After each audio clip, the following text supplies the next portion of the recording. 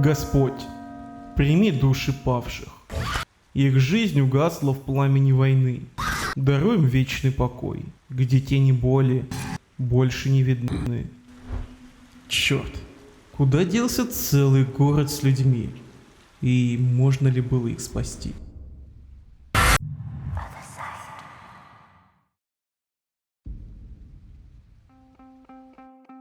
Вуаль разделяет реальный мир от нереального, тем самым сохраняя человечество от вторжения иных. Доподлинно неизвестно, кто такие иные. В нереальность невозможно заглянуть и проверить. Почти. Небольшими мостиками между двух измерений служат избранные. Люди, получившие от рождения сверхчеловеческие способности и голоса в голове. Они просят, зовут, насмехаются или умоляют принять одного из них. Каждый из иных олицетворяет собой одно человеческое качество. Страх, любопытство, ненависть, любовь. И если избранный примет в себе иного, то дарует ему возможность влиять на реальный мир. Чем больше он почувствует подходящих эмоций, тем больше подарит ему сил. То, что лежит за вуалью, не имеет названия. Тот, кто там обитает и чего хочет, недостижимое знание для людей, а значит, оно опасно. Ностра – организация, защищающая человечество от влияния иных. Они выслеживают и нейтрализуют избранных, следят за целостностью вуалей и в случае ее повреждения, не жалея своих жизней, латают брешь. За сотни лет их методы сдерживания менялись. От полного сожжения деревни, где проживает избранный, до банального пленения беловолосых людей на опыты. Они приняли за догму, что все лежащее за вуалью – зло, и в борьбе с ним любые жертвы оправданы. Но Ностра лишь слепые котятки, скребущиеся в запертые двери, за которыми сидят божества, питающиеся людскими кошмарами. Бу, не бойся, я друг, я тебя... Не каждый иной любитель военных преступлений, и не каждый избранный опасность для целостности вуали. Члены Ностры бы оспорили это, но среди них на протяжении более 600 лет прячется девушка Лили, избранная, связавшая себя с иным памяти. Она вместе с остальными членами Ордена сражалась, охраняя вуаль, а иной активно в этом помогал. Ей приходилось убивать и порождений иных, и избранных, и своих коллег по цеху. Мрачная, долгая и полная скорби жизнь привела ее в крупный французский город, охваченный чумой. Слухи об этом месте расходились недобрые, а по информации проводников, этому месту пришел конец. Иное страдание набирает силы и готовит полноценное вторжение.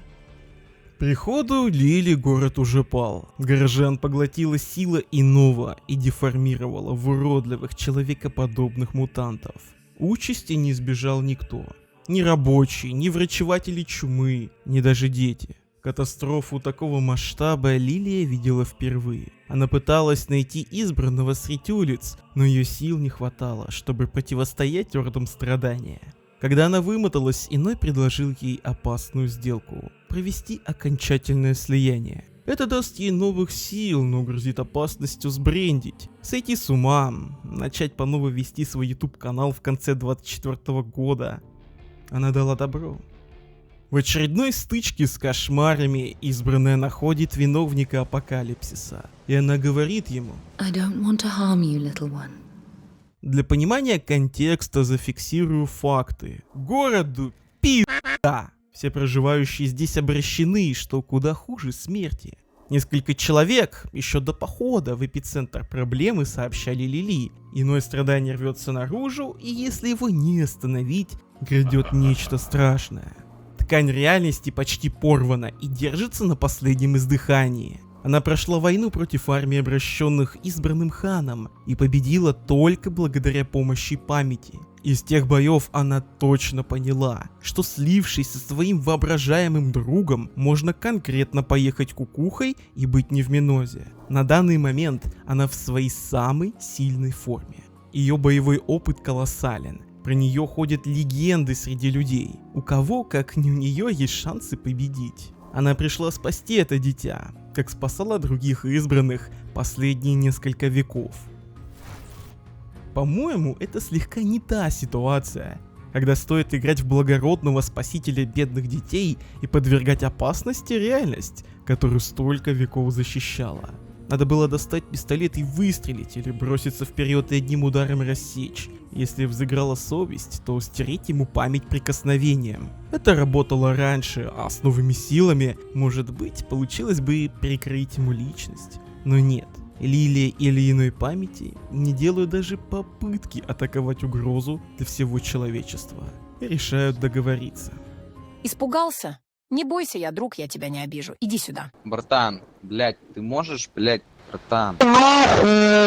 Лилия решила спасти прокаженное дитя, несмотря на все риски, но благими намерениями вымощена дорога в ад.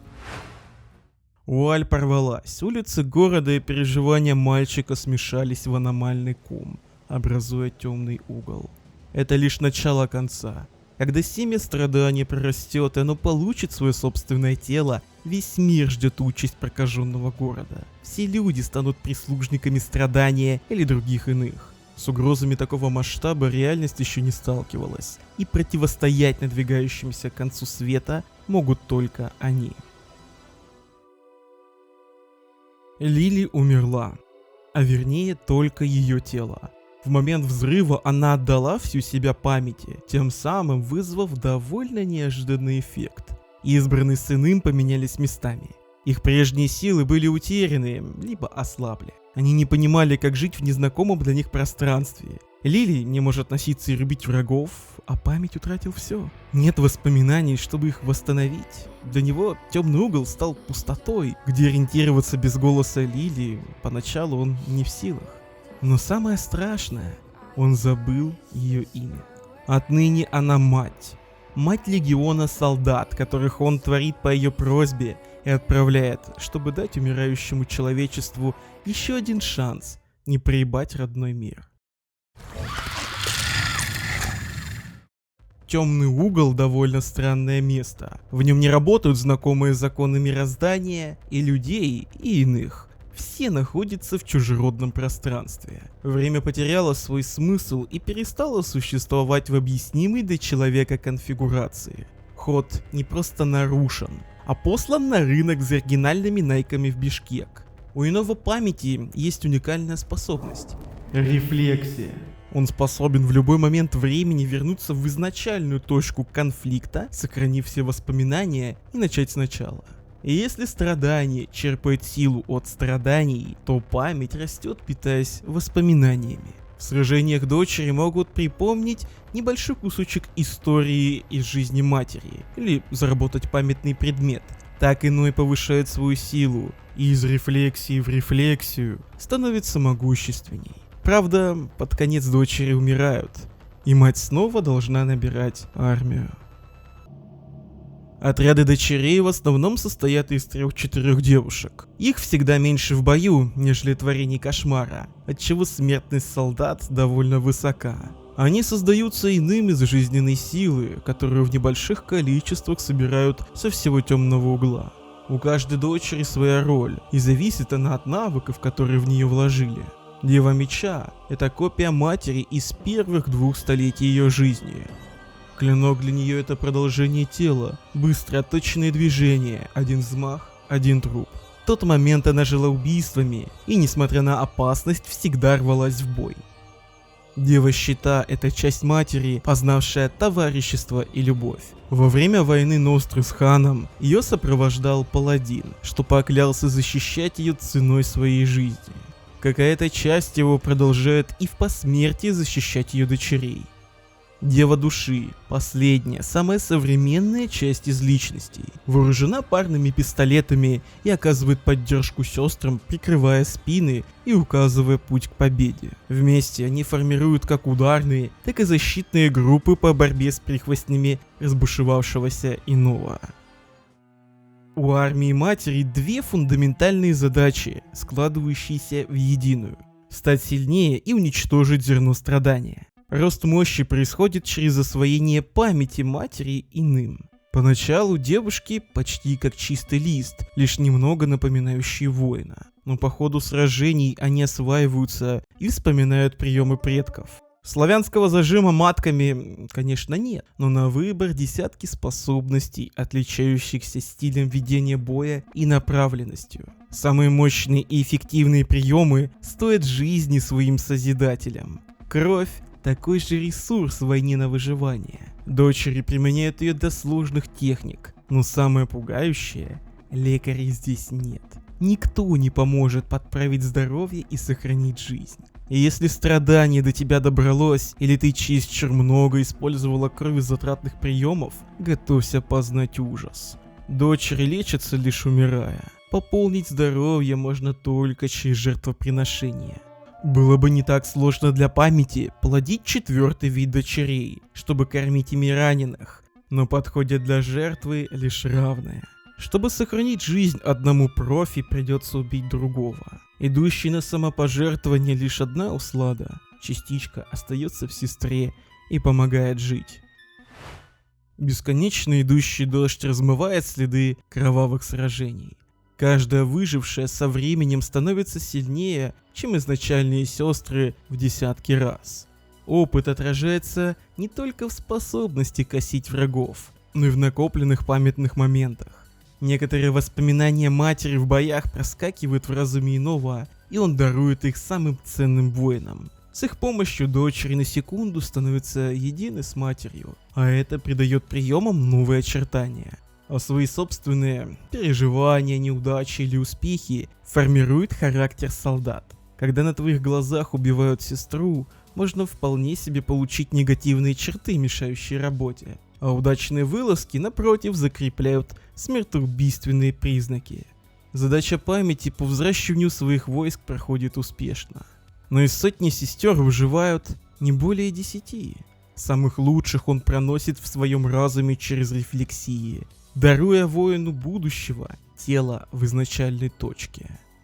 Только увидев десятки тысяч смертей, они имеют шанс добраться до когорты страдания, бросив на кон очередную реинкарнацию матери.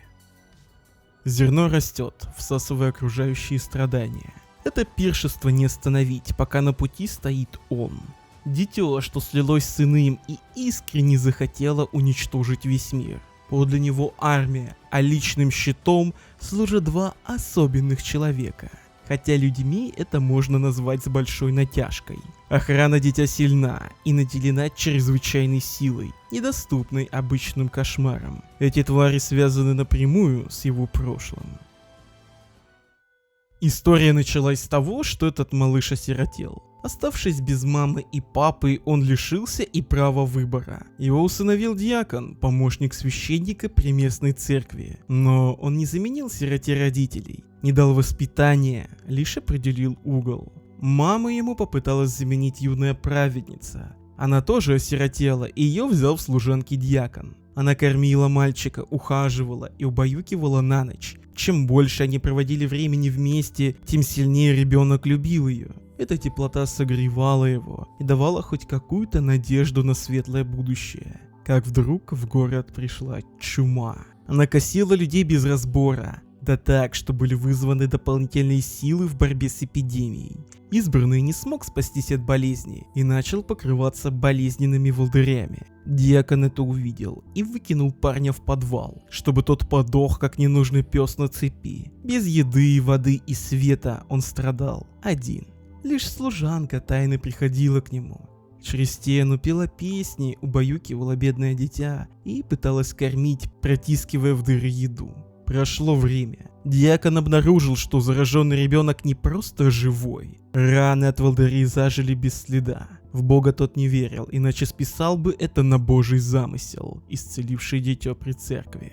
Поэтому он вызвал его. Хирург изучал болезнь и искал лекарства. Избранный стал его подопытным. Он препарировал его без обезболивания, травил ядами и ставил эксперименты. Он верил, что в мальчике скрыто лекарство, что еще чуть-чуть и оно вылезет из-под плоти. Стоило лишь сделать надрез поглубже. Единственный свет, служанка. Она все так же навещала его в подвале. Одинокого, брошенного, терпевшего столько боли и несправедливости. Однако диакон это заметил и бросил монашку к нему в подвал. Его чудесные регенеративные способности не распространялись на любимых ему людей. Она умерла прямо на его руках. Больше никто не споет ему, чтобы облегчить страдания. Запертый в темноте, один в ночи, держа хладное тело любимой, он принял в себе его, чтобы отомстить всему миру за всю ту боль. Всего лишь 2 человека сделали из беспомощного, маленького ребенка страшное чудовище, утопившее город в крови. Теперь он сам сможет определить себе угол. My voice destroyed a city. It's not enough. Немало сестер умерло в попытках добраться до него, но еще больше погрузились в пучину страданий от импровизированных мечей, сделанных из хирургических ножниц. За слабыми дочерьми шли куда более опытные, ради единственной цели — восстановить вуаль, неважно какими жертвами. Они сразили чудовище, и мать поглотила его. Поглотила воспоминания, чтобы мальчику стало лучше. Тогда мать окончательно убедилась: малышу нужна помощь. Война пойдет против иного страдания, а не его носителя. Он лишь марионетка. Возможно, еще есть шансы все исправить. Кошмарные войска измученных горожан и их страхов эволюционировали вслед за армией памяти. Появились более отвратные формы со все более опасными атаками. Но никто и не думал сдаваться после убийства первого стража. Диакон превратился в огромную мясную тушу, а оружием его стал тот самый ключ от подвала, тоже изрядно поднабравший в весе. Сестры добрались до него, пусть и не сразу. Мать впитала его воспоминания, на что мальчик разозлился. Он не хотел принимать помощь, не верил, что кто-то истинно захочет его принять. Силами страдания он впитал душу матери из алого призрака и оставил память одного. Война иных вышла на новый уровень. На кону спасения уже 2 души. Вражеские войска пополнили оскверненные, изуродованные и обезличенные дочери нападали на своих сестер. Благодаря поглощенной матери страдания вдохнул в мертвых свои силы и смог подчинить. Успокоить их — еще одна задача войск памяти. Следующей преградой к ребенку стала служанка. Праведница, несправедливо умершая в подвале. Мальчик воскресил ее, чтобы даже после смерти она была рядом. Но это всего лишь молчаливая оболочка жизненной силы матери. В бою сестры помогают своей предводительнице освободиться от оков. За время нахождения в чертогах чужого сознания мать прочувствовала всю горечь, всю боль бедной служанки. Ее страдания стали новой силой, новой сестрой, жнецом. Посмотрите на эту сексуальную красотку, господи, кто-нибудь запилите с Ти-34. Эта дочь символизирует месть запавших. Весь тот гнев за безнаказанные убийства хранится в этих воительницах, чтобы отомстить во имя справедливости. У мальчика кончились телохранители. Он открыт для финальной атаки. Осталось только добраться до него через орды врагов. После победы над праведницей в темном углу стало намного больше обезображенных дочерей, которые со стервенением нападали, обвиняя мать и память во всех принесенных им муках. До избранного добрались самые опытные, сильные и умелые бойцы. Да, его силы поражали, но где-то глубоко в себе он жаждал спасения и дал победить себя. Маска скитальца отброшена, он стал свободен. Столько крови пролилось. Столько дочерей отдали свои жизни ради этого момента. Стоило ли спасение одной души такого количества трагедий? End this spectacle. You don't belong among souls. Recall who you are, memory. Join our kin. Serve me as I break the veil and claim reality as my own. Or you will understand what suffering is. You have no place here. This child has chosen peace. I no longer need anyone. Your daughter's war has fueled the suffering I need to enter reality. No. No. Они прибирались через страдания, которое порождено ими же. Цикл бесконечной войны запустил процесс, который войной они пытались предотвратить. Вместо счастливого конца надвигается конец всего сущего. Физическое воплощение страдания сильнее всего того, с чем они сражались в пределах темного угла. Оно буквально питается болью и не дает сделать шаг. Но тысячи умерщвленных дочерей сделали не только его сильным. Сестры — это воительницы, впитавшие в себя опыт множества павших и принимающие страдания как часть своего пути. У него просто не было шансов. Темный угол пал, оставив за собой разруху и следы кровавых сражений. Мертвый город с кучей обезображенных войной тел. Можно ли было этого избежать? Лилия и мальчик остались в нереальности, но забвение не наступило. К ним добрался страх. Иной страх. А может быть, попробовать спасти и всех? Oh shit, here we go again. Я люблю Оверсайд ровно настолько же, насколько и ненавижу его. С точки зрения нарратива, истории, дизайна, вот так вот, молодцы, красавцы, умеете, могете. Тут вам и история, не просто про какую-то сильную женщину, которую кто-то оскорбил, она обиделась и пошла мстить. Нет, это хорошо, ну ладно, нормально выстроенная драма. Лилия пережила кучу дерьма повидала, и у нее беды с башкой. Это нормально, ей можно совершать определенные поступки, которые она совершает в течение игры. Здесь очень приятный визуал, который за первые 20 часов слегка приедается, и потом ты уже такой: дайте что-нибудь другое, красивое, пожалуйста, мужики. Ну ладно, с этим можно смириться. Здесь потрясающая музыка, господи, какая здесь музыка. 3 заглавных трека не просто создают атмосферу, наваливают такую, густой, как туман тебя обволакивает. Нет, это настоящее произведение искусства, которое к тому же дополняет сюжет. Там что первый трек про свап души, что второй трек, то, что я буду биться, мнать, сюда иди, тварь, я тебя сейчас заебу, обашу, мнать. И третий трек, помогающий дополнительно раскрыть историю мальчика, его мотивацию, вот это вот взаимоотношения со служанкой. Великолепно. Редко где в играх музыка выполняет такую роль дополнения сюжета. Это многого стоит. Но если посмотреть глубоко в геймплей, там кроется огромная, куча говна. И брызги поноса тебе до лица доходят после первой рефлексии. Умер, все нормально, начинаешь сначала и замечаешь, что карты повторяются. И мало того, что карты повторяются, так еще и расположение противников точно такое же. И получается, что из рефлексии в рефлексию ты играешь, по сути, на 20 примерно картах, где одни и те же противники с одними и теми же действиями, с одними и теми же персонажами. Потому что дочери, они не особо-то сильно развиваются. Ты можешь ставить им воспоминания, но воспоминания с каждой рефлексией, они как бы, уходят назад, их не существует. И это очень странно для рогаликов. Зачем было делать такую систему, я не понимаю. Игра себя позиционирует как такое что-то сложное, хардкорное. Нельзя допускать ошибок, потому что сестры-то, дочери точнее, они же умирают. Непонятно вообще, как враги действуют. То есть, дочери, у них все прописано, все адекватно, а юниты вражеские, они действуют вообще иначе. Ты не понимаешь, что тебе ждать вот от этой херни, которая вылезет здесь через 15 ходов. Что она сделает? Ничего не понятно, ничего не известно. Ты просто играешь в рандом, раз за разом крутишь рули. Я вообще в шоке. Кто занимался этим геймплеем? Кого нужно по жопе настучать? В целом, все равно игра работает, но это очень слабо.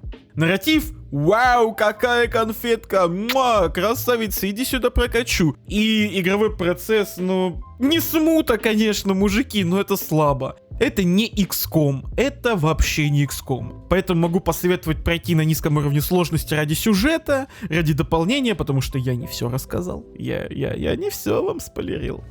У Оверсайда вот эта классическая проблема современных игр, которые пытаются в киношность. Они с нарративом поработали, историю написали, как-то что-то куда-то заныкали, записочки, история, лорчик, там катсценчики, все хорошо, потрясающе. Но когда дело касается геймплея, мы погружаемся в какой-то, не самые приятные субстанции, которые многих игроков, между прочим, оттолкнули от игры. 85% игроков добрались до первой ачивки. 35% игроков смогли победить первого босса. И только 6% людей дошли до финала. Ну, точнее, его прошли.